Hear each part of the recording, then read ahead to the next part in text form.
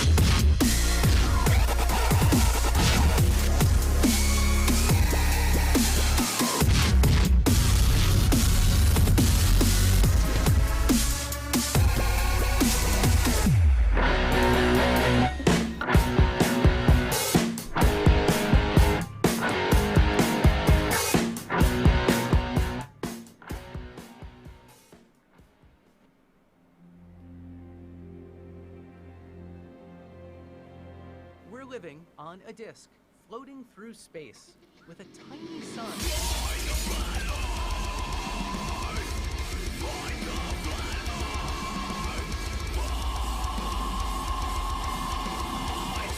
Hey, I'm FTFE and welcome back to the channel that does to stupidity what having an 87% American audience does to my sleep schedule. Yeah, I'm tired, guys. But I love doing it, and I love being here to talk to you wonderful people. Thank you very much for joining once again. I hope you're having a great weekend. Please do share the stream, help get more people in and listen to this more decent conversation than what you've seen in the past few days. If you didn't see yesterday, I debated the Egyptian god Ra. That went as you would expect with someone who thinks they're the Egyptian god Ra. Before that, I had a debate on modern day debates with one of the worst people on the planet called Latter-day Saints. That was, well, I want to say fun, but it's not the right word, so I'm not going to say fun. So I'm looking forward to this. It's hopefully going to be a little bit more down to earth because the person I'm speaking to, you saw her maybe a few days ago, is actually a decent person. Her name is Victoria, and she has some genuine questions about the flat earth that I hope I can answer for her. Victoria, welcome back to the show. How are you doing? Hello. Hey, guys. Thank you for joining I'm doing once again. good. How are you? Would you like to just take a minute to introduce yourself for the people that haven't seen you before?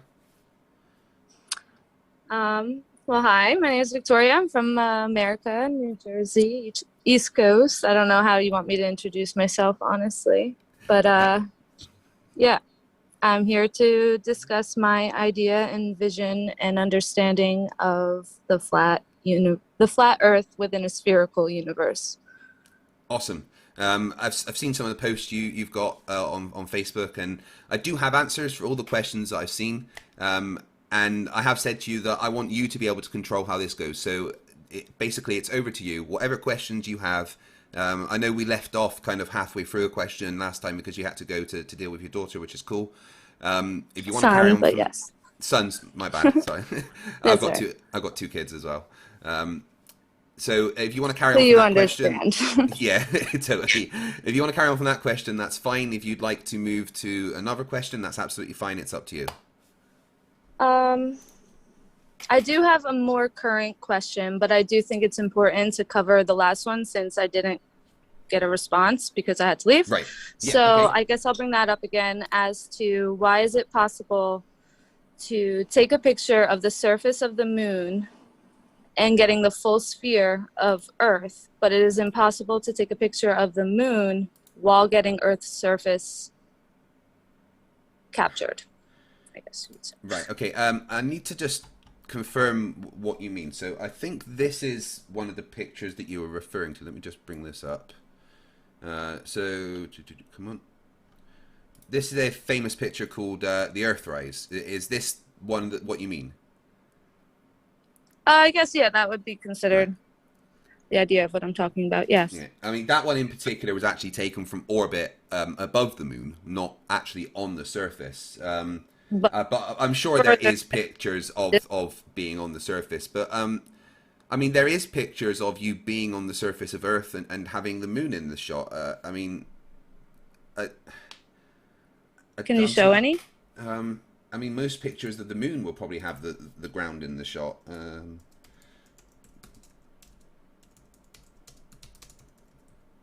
I've never been able to capture one.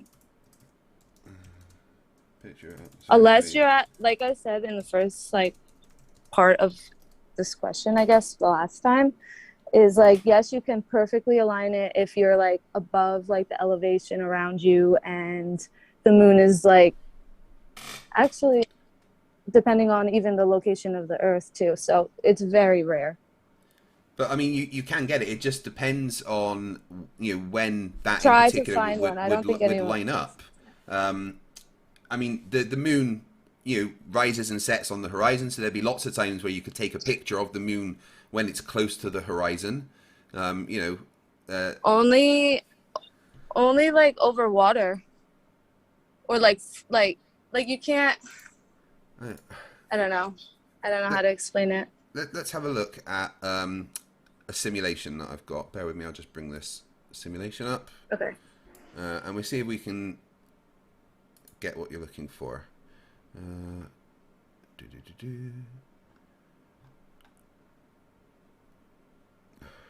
on. Sorry, my computer's being very slow today. This way too. Okay. So... Right, this is solar system scope. Let's go and have a look at Earth. And this is based on real data. So, everything that you see here is what you would see in reality. So all we need to do is... well, that needs to be defined a little bit more. I mean, okay, continue. This is what you would see if you were at this point on Earth, So we can pick any point. So America, let's just... pick here and see. Let's see if we can find a point where the moon's in the sky. Oh wait, I'll tell you what we'll do is we'll actually look for the moon.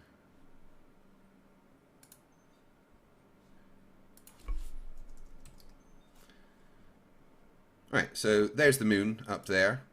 So this is, well, now in America at this point, on this where I chose exactly there. Okay. If you were to look at this point looking forward, you would be able to see the ground and the moon. Okay. That's what I see. It's kind of I don't really get why see, you these think are just that tricky possible. questions that I don't understand. It's not that it has anything like. Yeah. Now that I'm seeing this, whatever animation thing this is, I guess I get it. I mean, this is a great program, and I've got the pro version, which is like £8, but you can get a free version of this program. It's called Solar System Scope, and it really does help you visualize, the solar system in general. You can go to Earth and zoom in and have a look around. Right now, like I said, so you've got the moon over there. So America's on the other side. So if you were, this is America here. So that's facing towards the moon at the moment, which is over there. Actually, no. Okay, back to my question though. So I have another app that shows you the constellations and where everything is in location above you, and you have to point your phone up. So like you'll never be able to actually visually see that and Earth. I mean, do you know what I mean? It just depends on the orientation, and literally right now, if like I said, if you were to go out, wrong button, No, all right, all right, all right, all right. Sorry, I'm probably wasting your time with this That's question. okay. I mean, if you've got questions, that's fine. I mean, yeah, you're going to have to look up slightly, you know, to get it right there, but you can definitely see the ground and the moon at the same time. And play it forward. Can you just go back to the original photo that you showed me with the The moon Earthrise and one. the Earth? Yeah, so 1 sec. This is one thing that, so, you know, over the night, you know, you see the moon would end up setting. So there'd be lots of times where it's right on the horizon, even, you know, when there's no water around. You're still No, gonna yeah, see you're the right. moon. It's just like the sun. Yeah. Yeah, you're right. But let's go back to that picture that you, this one. They both orbit, so they both have the same process of like, you could take a picture of the sun and the Earth at the same time. Yeah. I don't know why I didn't think of this as the same way. Sorry. All right. Okay, you happy with that? Yep, I am. Thanks. That's okay. I'm gonna, like I said, I'm going to do my best to answer your questions as well as I can. If I'm not explaining something well enough, then please tell me, and I'll try and, you know, do a better job. I'm not a teacher. I just try to do my best. But I will try and honestly answer any questions that you have. So Both the main questions I have, like the first three, well, first two, and then the one I have now, they're more so just visually understanding how it relates, but like the true understanding of the universe is separate. I don't know how to explain it. what do you mean so the can true I- understanding? No, I get what we talked about there, but so now the next question, Okay. you could probably solve it for me, but in my mind, it doesn't make sense. So let's see if you could clarify it. In the Okay. photo I sent you before, or no, the video, Yes. about the sun going through the cloud. So How could the sun go through a cloud? Right, let me just quickly get Or the moon, really, that picture. now that we look at them at the same. See, this even proves flat Earth on its own, is that the sun and the moon interact the same way in orbit above us. So is it the fact that you're seeing the sun, you know, in the clouds that is the issue? Somewhat, yeah. Because clouds are within our atmosphere and the sun is not. Right. Okay. So any clouds would have shadow from this sunlight. We would never see the clouds lit from the opposite side, within the same cloud, at least. Okay, 1 second. I'm trying to get that video to come up, but it's not letting me play it. So I'll just show the screen. And if you want to show the picture I sent after that video, it just is a little bit of an understanding that shows how exposure affects compared to the way shadows are formed. Right. Okay. So we're looking at this video here. Let me go back to the back of it for people to see. Yeah, you have to skip a lot because like it's just like in between, but Yeah. on your own, watch the whole thing.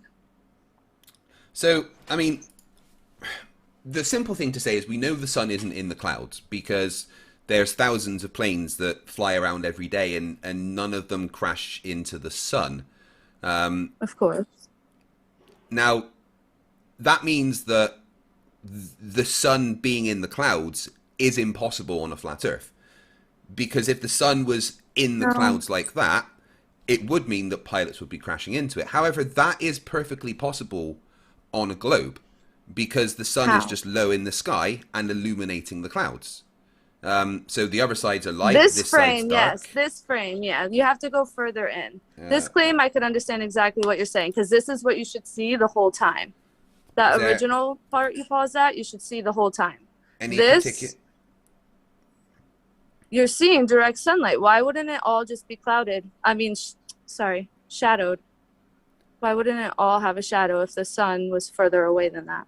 Well, the dark clouds are obviously a lot closer to the camera, and they might be higher than the other clouds, so that they're not getting a shadow of another cloud or something on them. But again, we know that this is something that couldn't happen if the Earth was flat, because it would mean pilots would have Why? because it means Is that that pilots the would be only crashing into the scientific sun. reason? Is because pilots would crash into them? But it's It? the logical reason. Also, if the sun was as low as it is, we would as it would have to be for clouds here. But clouds aren't very high. You know, they're literally just a few hundred feet above us sometimes. And to see the clouds in those see the sun in those clouds would mean that there would be times where the sun is literally, you know, just a few hundred feet above us, and the amount of energy the sun puts out. No, it never drops elevation like that. Like, it doesn't move its elevation. It's in the same parallel, I guess you would say. I don't know. But it can appear in clouds that are very low. It can appear as though it's in. No, you know, it could appear in clouds that are very high. So there's also a chance that what we're looking at here is, you know, rain clouds. The dark ones there could be more rain cloud, you know, ready to rain than the ones behind it. There could be another cloud off to the side that's casting a shadow on that cloud to make it that dark. You know, there's lots of reasons why this particular image could be the way it is. But the fact that clouds are, you know, they're literally not very high in the sky. We know they're not very high in the sky. Planes fly through the clouds. You can send a drone up into the clouds. You know, I live in Scotland. There's clouds that hang around in the top of hills, and extend above. It doesn't just stop where we travel. Yeah, but they're still not that high. Well, to a certain degree. There's not really clouds that go higher than a lot of the planes that we have, you know, and all these types of clouds. These are ones that are relatively close to the ground.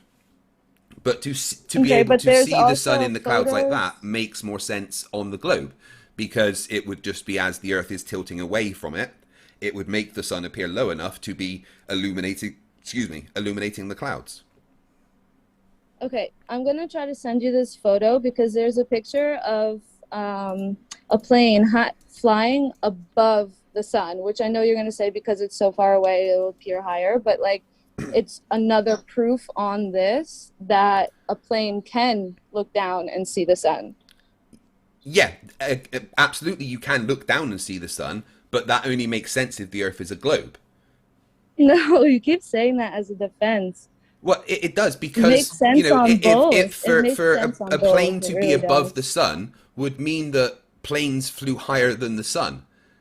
So at certain times, I guess, because there's photos of it. But planes don't really go higher than like 30,000 feet. You know, for the sun to be that close to us, we would all be on fire. Like, you have to be obviously farther away in distance. Obviously, you can't be. You have to take in like the distance into account. Well, yeah, but if you're looking at lower, but if you're not looking at lower, going around a sphere, going around a circle. So there's no difference in the way that we could see it on a globe going around and becoming lower than it would be a spherical sun going around the Earth appearing to go under. Like, so the perspective doesn't work like to make things drop below eye level. So if you had an eye level that you were looking at while you're on a plane, and say you're at 30,000 feet, the sun would never drop below that eye level if the Earth was flat. I mean, there's no way the sun goes lower than 30,000 feet. Scientifically speaking, no, I'm not saying the reason for I'm not claiming that height. I'm just saying in both of the examples, like, it's possible just the same as it is in a globe. On a globe, I should say. Yeah, but on a flat Earth, you would never see something drop below eye level if you were on a plane looking at the sun. No, because parallel lines don't intersect. Your eye level only goes... No, your eye... All right, just think of, like, standing on the Earth right now. Your eye level is where your eye is level with the horizon. Those are both parallel terms, regardless. Your eye level it is not what's classed as to the horizon. Your eye level is what is level. You can use tools to determine level. For instance, I've got a picture here. So here we have a picture that my friend MC Toon took, and this is level. This is eye level. You can tell that it's Yeah. level because you've got the angles Because that show that's where 0 you and are in 0. elevation. So the horizon isn't in line with eye level. Of course not, because you're above it. Yeah, so the horizon isn't your eye level. It's The horizon lower than you the are. horizon has nothing to do with eye level, like literally nothing. Well, Eye level simply means when you are it is a perpendicular, good what is a comparison. tangent for your eye?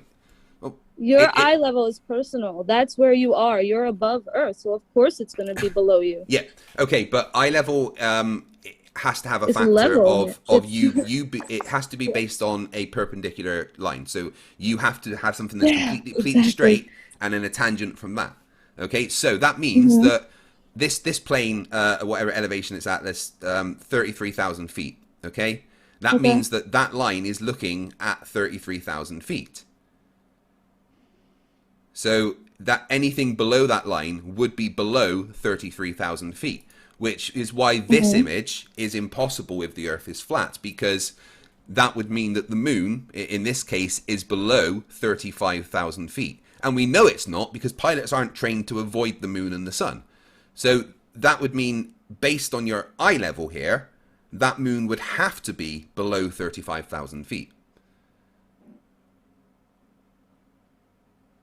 And that can't happen if the Earth is flat, but it makes sense if the Earth is a globe. Your eye level is, one important thing is that parallel lines don't intersect, right? And perspective will never make things drop below your eye level. It will make things converge into your eye level. So if we were to say that we were seeing the sun far away and just getting lower, it would never drop below that eye level if the Earth was flat. It would converge into it and get further and further and further away. So seeing the moon... No, because if it's traveling the same elevation, if it's going further away, you're going to see it lower towards your eye level as it... I mean, but it would never go below your eye level. Because... What is this picture showing me? So this is showing the moon going below your eye level. And your eye level in this case is 35. Why wouldn't it on a flat plane go because beyond we know the Earth, we know the moon doesn't go below 35,000 feet. So you're saying you could only see the moon below that at this measurement? If the Earth was a globe, that's the only way that you could see this. Unless the moon is literally below 35,000 feet. Which we know it's not. It's been measured.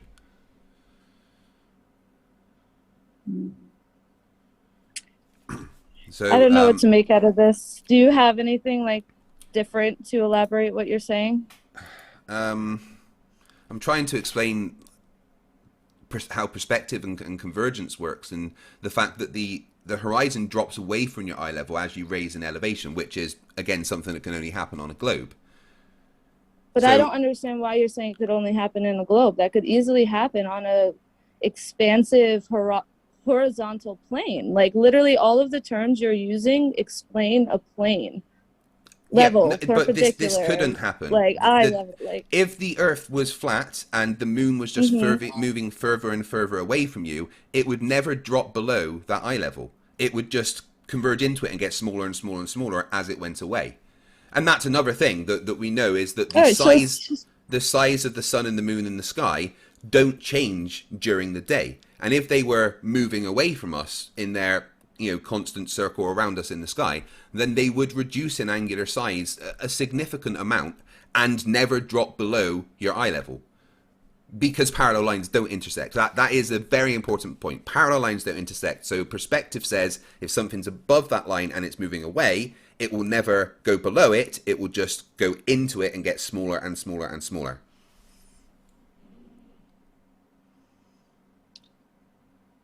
I understand that, but when I see the sunset, it does like get smaller and smaller as it disappears. Not if you use a solar filter, okay? If you use a solar filter, it removes like 99.9% of the light, so you can see the actual shape. If you're looking at the sun just with eyes or a camera, there's a lot of glare, which makes the sun appear a lot bigger than it actually is. And as the sun sets, a lot of that glare goes away, so it can appear that the sun does shrink. But if you use a solar filter, then the sun stays the same size throughout the entire day. I could show you a video to demonstrate that. No, not during the day. During the day, it's just when it's like leaving your field of view. Well, yeah, but it would always be it would always be getting smaller because it's moving away from you. So it would be getting smaller as it moves away from you, regardless of your field of view. It's above you until it like. Yeah, but it's still moving away from you. Even if it's above you, there's going to be a point where it's above you and then it's moving away, right? To go to the next place that it has to light up. Yeah. So if the Earth was flat and the sun was doing that and going around above us, it would get as it rises, it would get bigger as it goes past us, and then it would get smaller as it goes away. And it doesn't do that. Plus, it would never actually set if the Earth was flat. So. But that's only if the sun is like way closer than it truly is. Like you're thinking like it has to be extremely close or something.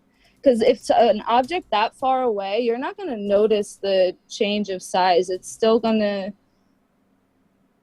I don't know. I have a few pictures like I wish I could pop up. I need to just get myself a setup so I could explain my points better.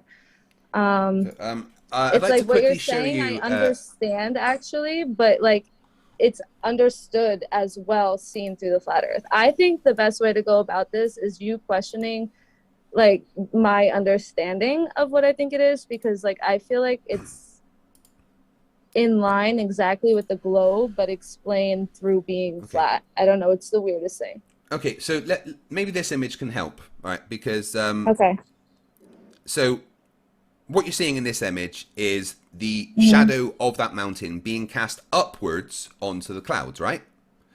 Yep. Now, for that to happen, if the Earth was flat and the sun is above us, in this case, it would have to be lower than the mountain to be able to cast an upward shadow, because light can't bend like that. No, because it's moving away. It's but it's always going to be above the height of the mountain, right? Always going to be above the height of the mountain, which means it could never cast an upward shadow onto the clouds.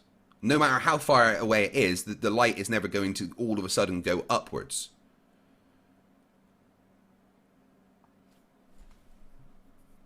So for the Earth to be flat, for this to happen, the only way that this could happen is that if there is occasions where the sun is lower in elevation than the top of that mountain. And we know for a fact that the sun does not go that low. Yeah, but that's like the consistent height when it's directly over you. So like, all right, let me explain this better. I lost it. I wish this wasn't live because I'm not thinking sharp right now. That's okay. But there's maybe let me open Paint. Because it's if the sun is further away, even if it isn't lower than that mountain, if it's further away, the sun would affect it differently than it would from being midday, noon in that picture. Affect it differently how? So if you took a picture of that mountain at noon, let's say, and the shadow would be casted different. So as it moves away in orbit, a circular orbit around, it's going to eventually be further away and on the other side of that mountain. But never below it. Well, nothing would be below it in the sky because then it would be past like Earth. Like, I don't know what you mean below it. Well, the shadow is being cast upwards onto the clouds, which means that the sun would have to be below the height of the mountain to be able to do that. So you're saying like the sun is below that mountain on a globe? No, yeah, on a globe it is, and that makes sense because How the is the Earth is tilting away. Right, because the Earth is tilting away from the sun. As the sun, that's what makes the sun set. If the Earth is a globe, but if the Earth is flat, for that to happen, because that would have been not visible if it was like rotating around. Show the picture again really quick. Oh, what's this? So this is what if the Earth was flat? Okay, so you've got the mountain down here, and you've got the cloud here, all right, and you've got the sun Okay. here, all right, above it, whatever height it is. So it's moved from here and it's gone away. But what we're getting is it's casting a shadow upwards onto the cloud from the top of the mountain upwards. So for that to happen, the light from the sun is going to have to go down and then bounce and then go up. What? That's the only way, if the Earth was flat, that you would get a shadow from the mountain on the underside of that cloud, like in the image. Right? Wouldn't the shadow be casted because of the cloud itself? Oh, wait, all right, let me see Right. this. So if Wait, oh, okay. sorry, I'll put it back. I wish I could zoom in. um, hmm. I don't know. I So- think that has to do with also east and west then. If the sun is further out, then of course it's going to shine light through, like on the left side. Yeah, you're getting the shadow on the underside of the cloud, right? So the bottom of the cloud here has the shadow of the moon. Would have it from the sun But- anyway, but yeah, But then it's the light bouncing rays are off. coming like this. So that means that the shadow should be, down here from this. Yeah, no, I know what you're saying. But if the Earth is a globe, right, it's really simple, okay? If the Earth is a globe, yeah, there- as it there- tilts there- away, there- you would there's the see. Earth. Yeah. all right, and then you've got the sun over here casting its light, all right? Hmm. It would be so- showing up. I get it. So you've got the rays going there, and then you would have. I also don't get how you use parallel to show rays. Because the The sun rays is are not parallel. the sun's rays are parallel. That's the thing. That doesn't make sense. They come in parallel to us because the size of the sun, because the sun is so much bigger than us. Do you know parallel and rays are literally like contradicting In what way? by definition? In what way does what about the definition of parallel and rays contradicts? Rays always come from a source. Parallel never they never come together.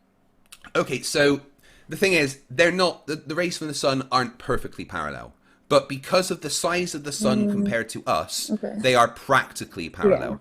There is like the smallest degree of difference, in the rays, but because the sun Is that is not so accounted for? so much bigger than us, that it's as though all of that light is coming straight to Earth. So to us, it appears as though they're parallel because we're tiny in comparison to the sun, and Do we because have a there's so much measurement light. to like see how much they really I'm- aren't parallel?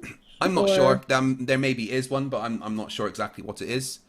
But the rays are coming into us practically parallel just due to the size differences between the Earth and the sun. So then how would shadows like in general change much? Like I know I shouldn't I need to form my thoughts.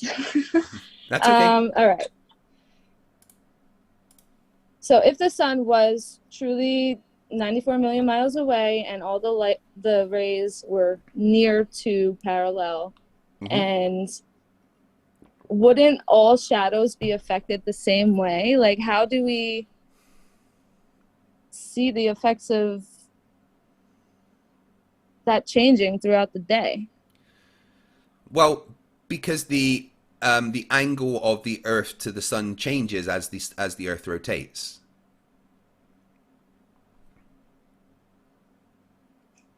Does that make sense? Say it again.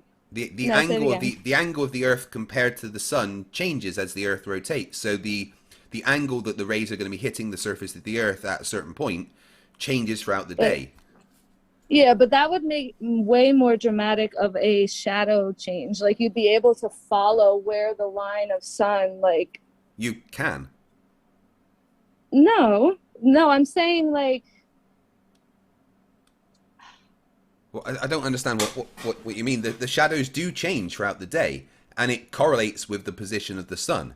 I mean, that's the way that Eratosthenes actually calculated the circumference of the Earth in 2500 BC, by knowing that the rays come in almost parallel, and doing the calculations based on how that would change the angles of so I saw the that shadows from video the sticks. actually.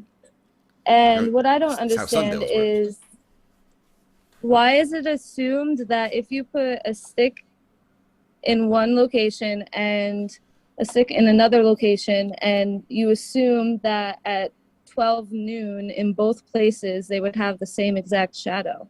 You don't assume they would have the same shadow. It's the difference between the shadows that you measure. What you do is the way the experiment worked was they had two different sticks at two different points, and at local noon at both points, they measured the angle of the shadows, and the angles of the shadows at both points were different, and they used those angles to then calculate what the circumference of the Earth was. The angles weren't the same; they were different, and that's what they used. Yeah, but if so, what did the difference of the angles prove? 94 million miles away? It didn't really prove the distance of the sun. The Eratosthenes worked on the assumption that the light coming in was parallel. They knew the sun was far enough away that the lights would be practically parallel. They didn't know exactly how far away the sun was. It wasn't really If they were relevant to what they were practically doing. parallel or claimed to be parallel, the shadows would be the same. Not at different points on the Earth, because the angle of the sun would be hit. If they're parallel, based on where you are on the globe, you're going to have a different angle. If you're So how far were the two let's say cities? this is the globe, and you got the sun rays coming in here, right?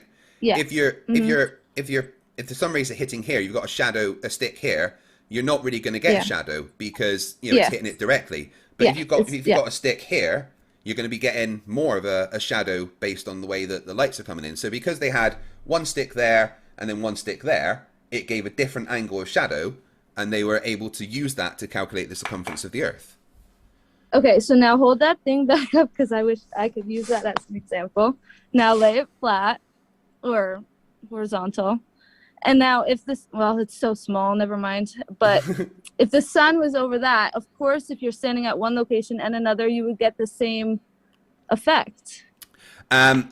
With two sticks, yes, maybe. It would be roughly the same if the sun was far enough away. Yeah. However, the experiment's been done with more than two sticks. Another friend of mine, Slice Barcane, in 2017 did a worldwide Eratosthenes experiment with 38 people from, I think, 14 different countries around the world. Actually, you know what? Let me get the video. It's a very, very good explanation of it. Slice Barcane.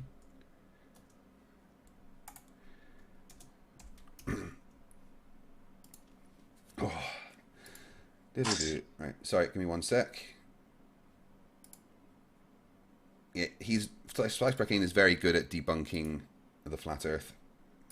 So he did this video called Earth's shape, flat Earth debunked, Earth shape measured. Okay, so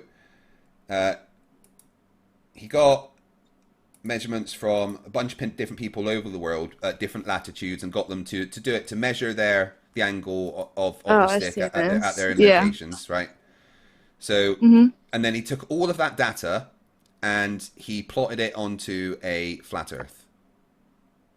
Right, so let's... So as you can see, right, with all the data based on the latitude and known distances away from the North Pole, if you take the angles that you got from each of the experiments at each point, what you find is you get conflicting positions for the sun. It says that the sun should be here, the sun should be here, the sun should be here. But you have it's only to in look one at place. this.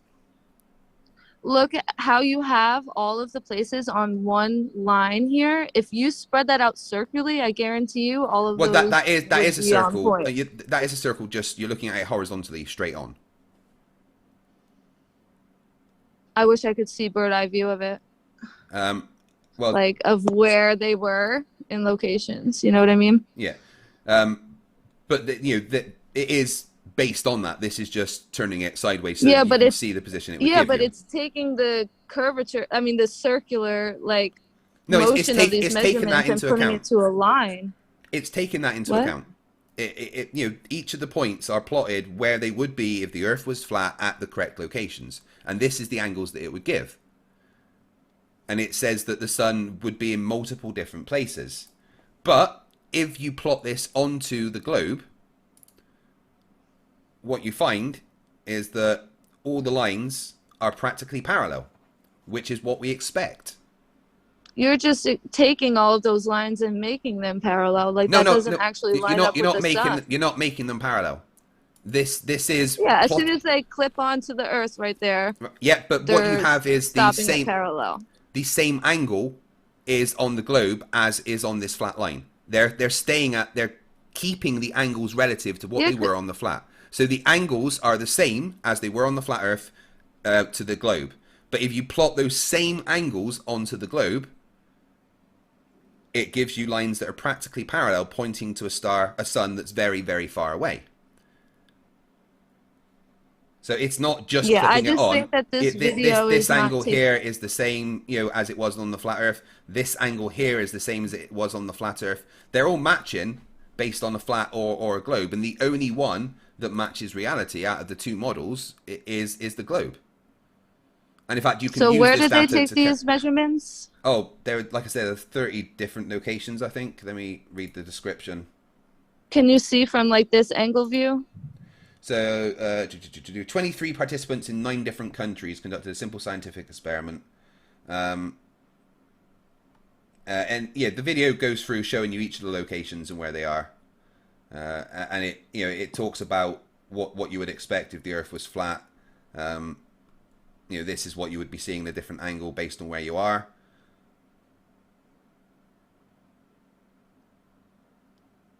But then he just puts it sideways like that. Yeah, but I think the distortion comes from putting it sideways like that. But there is no distortion. They're still being plotted on the correct place. This is just giving you an orthographic view to make it simple. The angles are still accurate because they're pointing towards the North Pole, wherever they are. So when you do that experiment, and this isn't the only one that's been done. There's another friend of mine that's done it. I literally can't remember his name right now. But he did an even bigger one. And there's actually something called the Worldwide Eratosthenes Experiment, which does it with thousands of people, like year on year. And we always get the same results. You can use the data to actually calculate the circumference of the Earth. And you always find out that it matches what we say.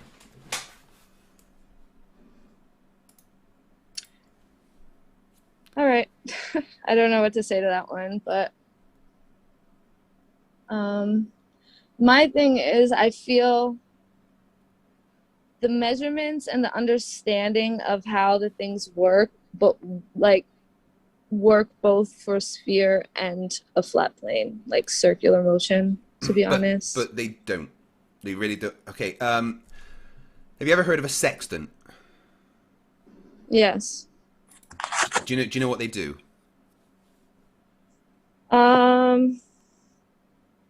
Well, my idea of them would be tracking the movement of the atmospheres above. No. So what a sextant does is it allows you to calculate the angles between any body in the sky and the horizon. Okay. So let's take the North Star. If you're at the North Pole, the North Star is directly above you, so you're going to get like a 90-degree angle. Okay. 180-degree angle, and every 69 miles that you move away from the North Pole, that star will drop by 1 degree. Okay, sorry, 90 degrees, not 180 degrees. My brain's, I'm tired. So yeah, but every 69 miles that you move away, that star will drop it in elevation by 1 degree. Okay, so 69 miles away it goes down 1, another 69 miles away it goes down again, another 69 miles away it goes down again, and it always stays that. Every 69 miles is 1 degree. However, if you are on the flat Earth, that doesn't make sense, because mathematically it made sense to me when you explained it, though. But to my visual of what happens. So I need to break out paint again to explain why. Now, if the Earth were flat, 69 miles couldn't always equal 1 degree. It would be different each time. It wouldn't give you the same distance. But on the Earth, it completely matches. So, right. So here's your flat plane, and then you've got oops, wrong one. I need to get a better drawing app than Paint. I hate it. Got the North Pole up here. Okay, so if you are directly at the North Pole, you've got that angle there, which is 90 degrees. Okay, and then first, the star and the North Pole are two separate locations, but we're just roughly, it's okay. It's just, okay. So then you go 6 to 9 miles away. All right. And let's say the first 6 to 9 miles, the angle here changes by 1 degree, right? So now you've got that angle, whereas before you had that angle, right? So then let's go back another 6 to 9 miles, all right? And you notice that the angle now is getting sharper. Let's go another 6 to 9 miles. I'm just doing this by eye, but they're roughly the same. Yeah. And then you notice that the angle after another 6 to 9 miles gets even sharper. This angle here is getting different every time. And let's go another 6 to 9 miles and do it again. And once again, you see that to link that, the angle gets even sharper. So what we know is that for every 6 to 9 miles on a flat Earth, it's not going to be a 1 degree change. It's going to be a different amount of degrees each time. But this works if the Earth is a globe. Okay? So Earth, a globe, and then you've got Sun, big ass globe over here, giving its parallel rays of light to us. So we've got sorry, well, North Star. Let's say it's the North Star. Sorry, and then wrong one.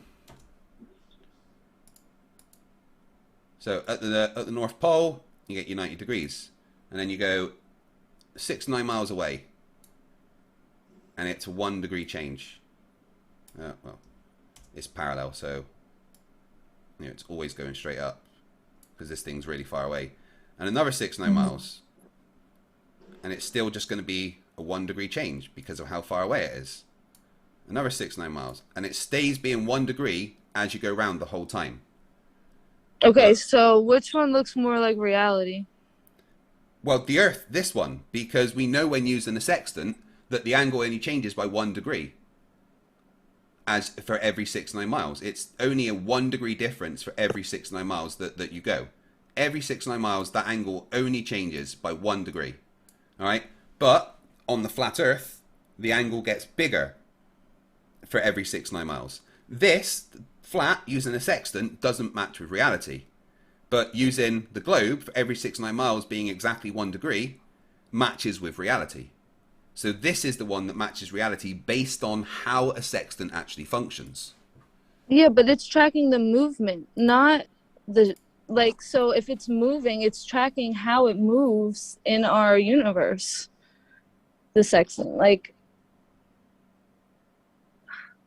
Yeah, but regardless of what it's tracking, to be able to track it doesn't work if the Earth is flat, because it doesn't change its position in the sky relative to us, really, does it?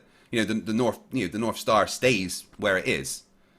Yeah, but all of the other constellations, which is why with the sextant, so that is like literally to track and to measure the movement of these celestial bodies, pretty much. GeoGebra, yeah, I get that. Thanks, Luke Firewalker, I get that.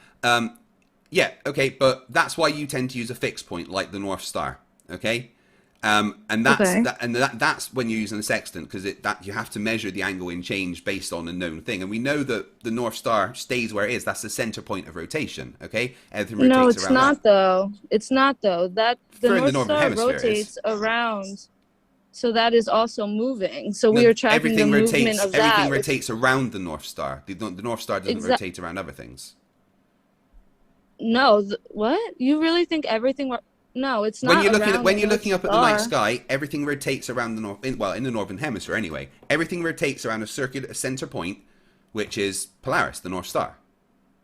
No, Polaris, the North Star, also rotates around the pole, the true magnetic positive force. It doesn't look like it does.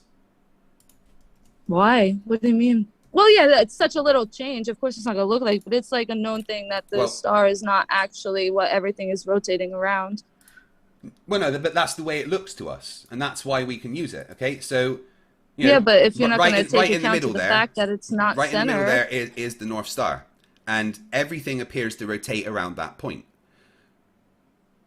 Yeah, but that's not reality because that's also But that's that not is reality. including the This is North what we Star in see. rotation. But this is reality. This is what we see. Yeah, but the measurements isn't taking that into account, that it's not actually the true Taking center. what into account? What When do you mean? you're measuring the celestial bodies and whatever you like. It's near as damn it the center point. I mean, it is moving at 0.004 arc seconds a year, so it does go slightly off center more and more every year. But for now, it's practically the center point of rotation.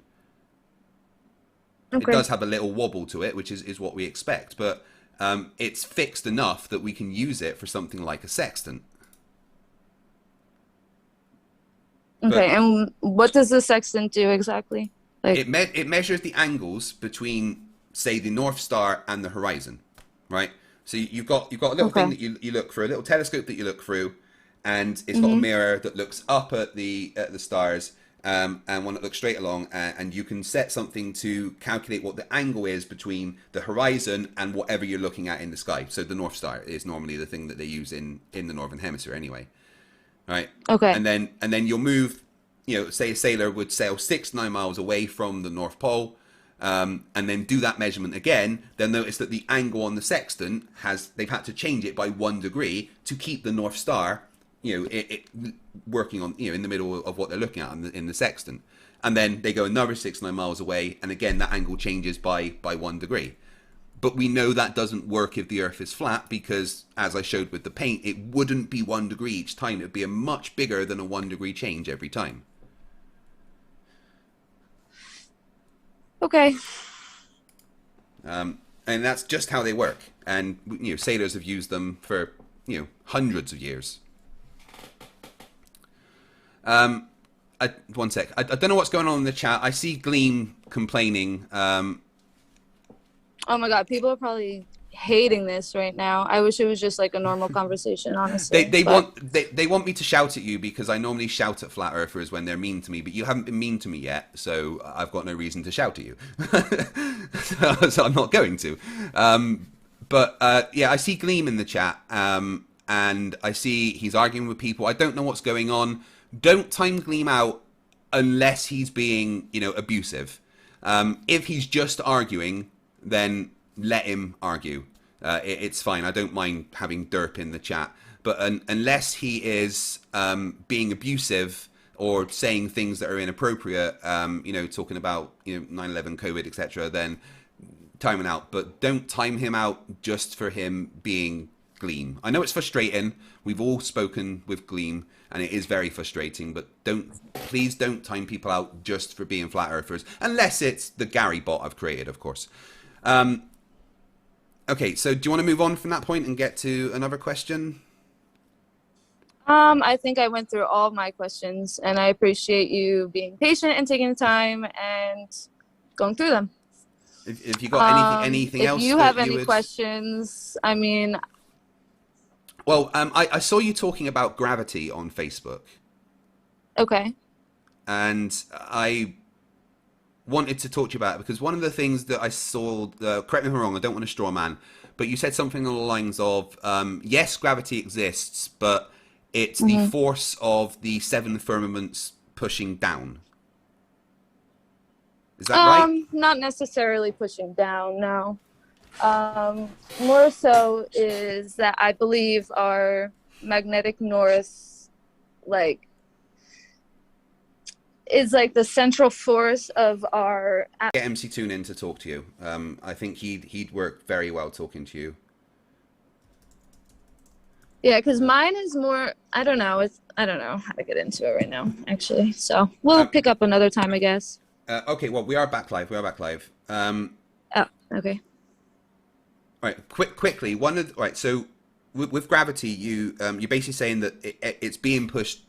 There is a downward force, and you agree with that, right? Mm-hmm. Okay. Now Yeah. here's the thing about gravity is it's not just the downward force. Okay, we can measure that there's a force between all things. So two balls, we know that they've got an attractive force towards each other as well.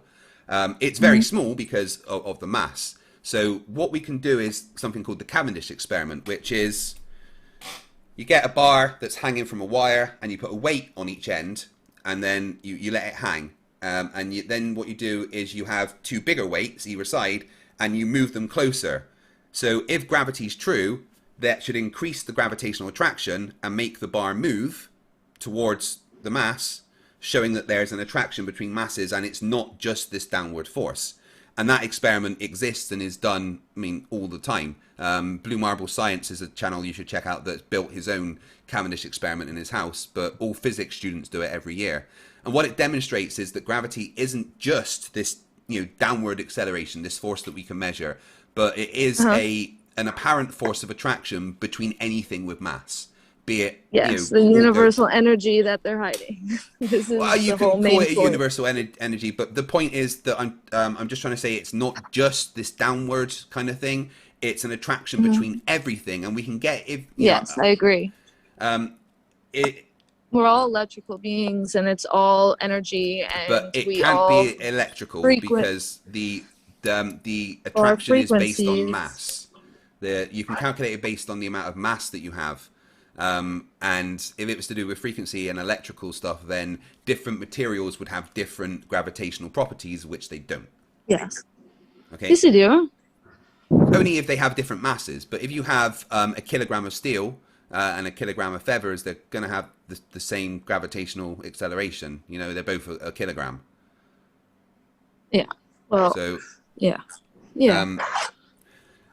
Okay. Now, I'm happy to stop it there for today. And yeah, I think if you I'll sit with my thoughts. How about you get some more of your thoughts down on paper, because I do want to continue this discussion. I enjoy talking to you, Victoria. You've got genuine questions that I'm doing my best to answer.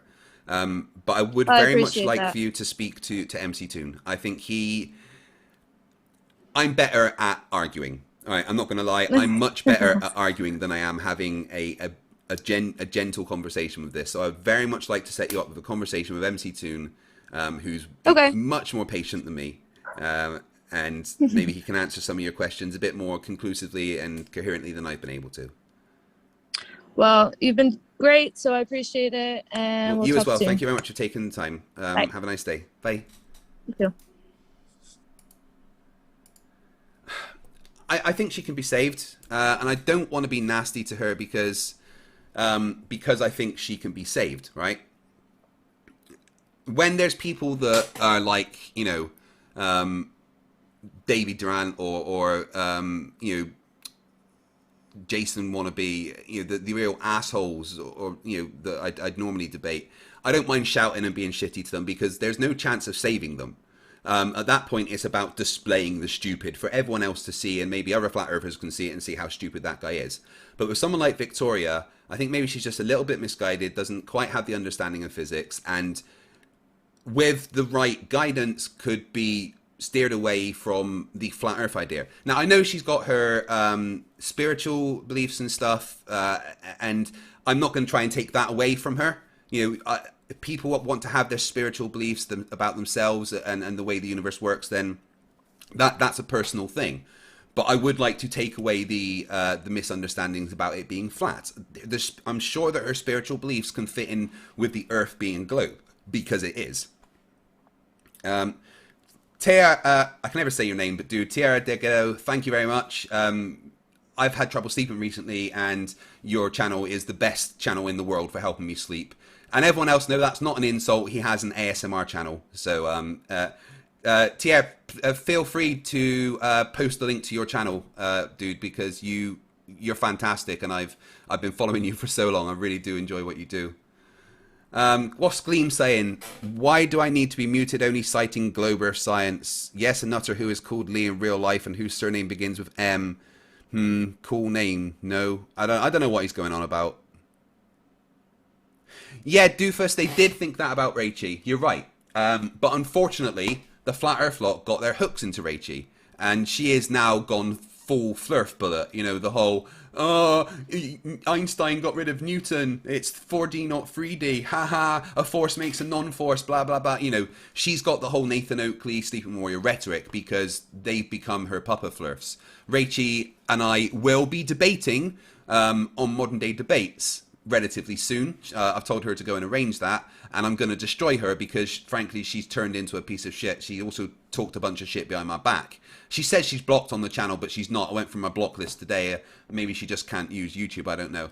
But Victoria, I think she can genuinely be saved, and I think with a talk with MC Toon or maybe PhD Tony or someone, we could really do the best to save her.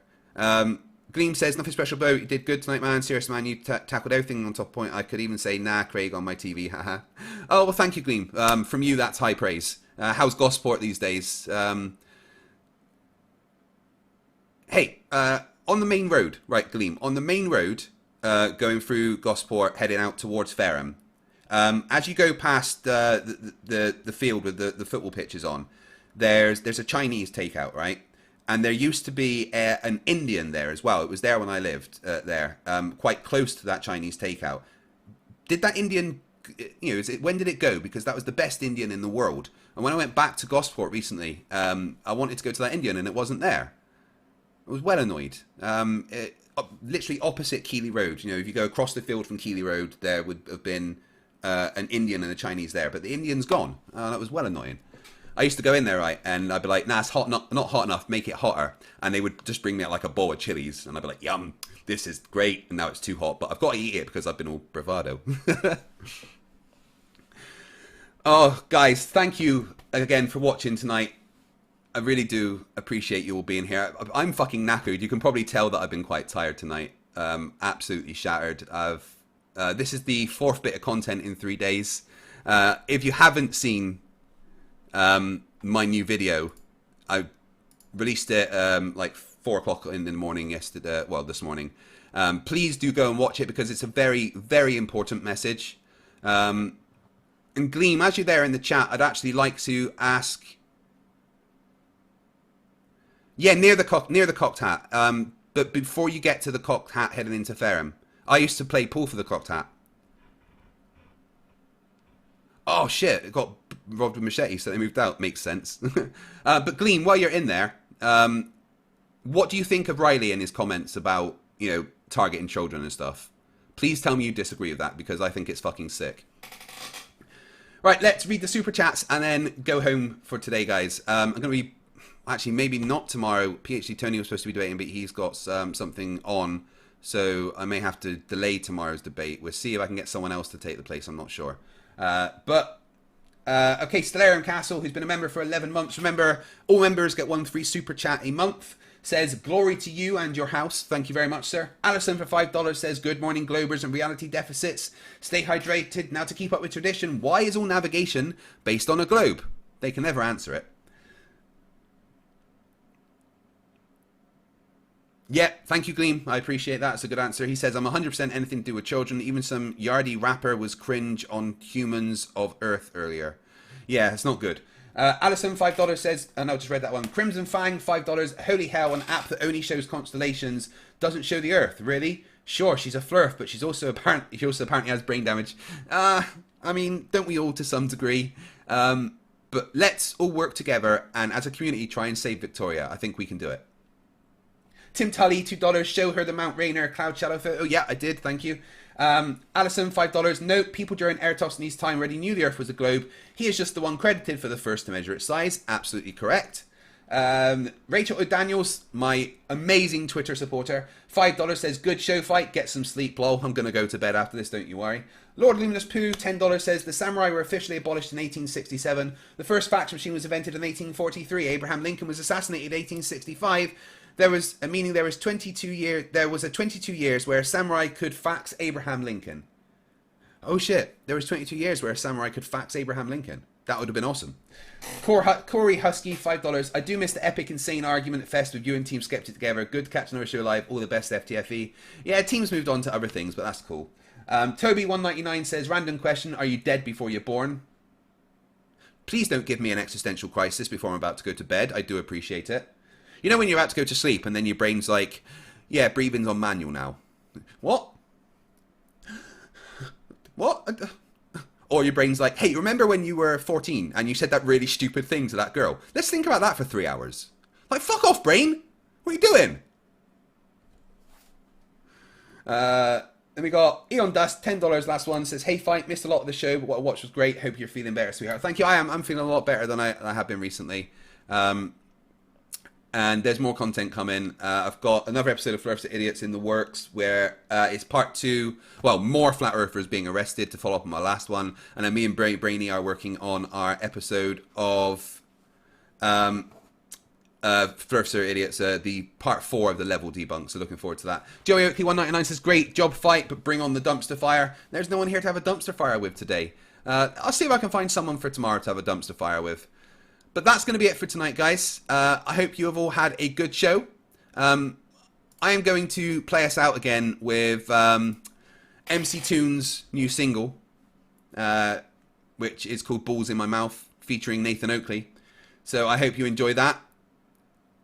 Get a good night, and I will see you all tomorrow for, hopefully, a debate. If not, I'll let you know on Community tab. But if not, I've got a new episode, which will probably be out on Wednesday, and then I've got another debate on Thursday. Holy shit, lots of content from FTFE lately, right? Remember, stupidity is not a right. Fight the flat earth. Suck on my nuts. That's my balls in his mouth.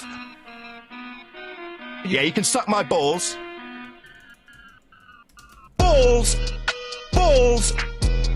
In your mouth, mouth. Balls, balls. In your mouth, mouth. That is my balls in your mouth. Yeah, enjoy the taste of my nuts. Bro? Maybe my balls in your mouth for a few more minutes. Enjoy the taste of my nuts. Gamma. Balls, balls. In your mouth. Mouth. Ooh, I don't want to sing his lines. I feel dirty now. With my nuts on your face. Totally in a non-gay Suck way, my right? nuts. You suck on my nuts. Everyone go and sub to MC Toon. Then tell me how my nuts taste. Sweaty, I imagine. Now I'd like to know how my balls taste. I bet you would. You fucktard. You are a spastic. And you're getting teabagged by a flat earther. Now enjoy the taste of my nuts, you stupid spastic. Yeah, chuckle for me, fundy fuck. You're being teabagged by me. This is someone who's never had a blowjob in his life. Balls in your mouth, mouth. Balls, balls in your mouth, mouth. As a result, you're being asked how my nuts taste. Could one of my nuts put a link weirdo. to MC Toon's channel, please, so people can go sub. You suck on my nuts. You suck on my nuts. That's really, yes, that's really. I stuck my balls in your mouth afterwards. To suck my nuts. Bleat how unfair it is while you gag on my bollocks. Balls, balls in your mouth.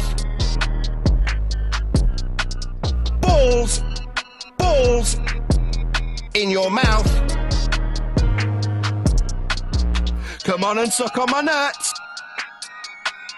Come on and suck on my nuts. To suck my nuts.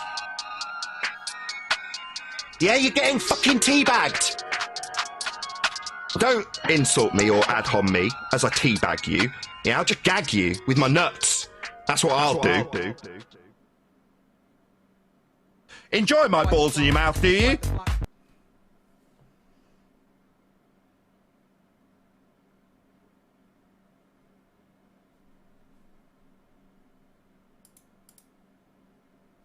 My outro paused. Okay, guess my outro doesn't want to play. I'll stop it there. FTFE fail.